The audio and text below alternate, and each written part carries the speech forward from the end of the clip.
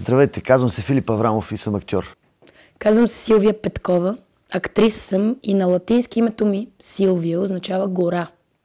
Аз съм Стоян Янкулов, Стунджи, и съм така силно развълнуван от това, което се случва напоследък. Не можем да стоим безучастни към това, което се случва в момента. На Витоша, за планината Витоша говоря. Аз съм против промените в закона за горите, тъй като искам гора, не искам бетон.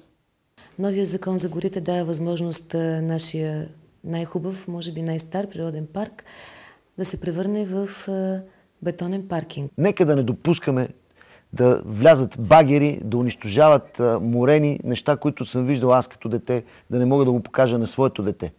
И без това зацапахте цялото крайбрежие, оставете планините на мира. За мен, когато държавата клекне пред интересите на една частна фирма, първо означава, че не е държава, и второ, че ние, гражданите, трябва да защитим самите себе си, да защитим природното ни богатство, горите си и това децата да могат, излизайки на разходка в гората, да не попаднат на паркомясто. Искам да призова всички българи Да не допускаме в планината да се случи онова, което се случи с морето ни, нашето море.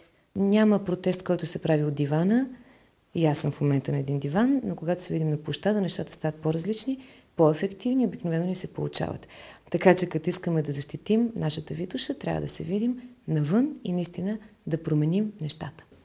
Много ви моля, всеки, който иска да се присъедини към този протест, е винаги добре дошъл. И знайте, това е за вас. Не го правите за някой друг. Правим го за нашите деца.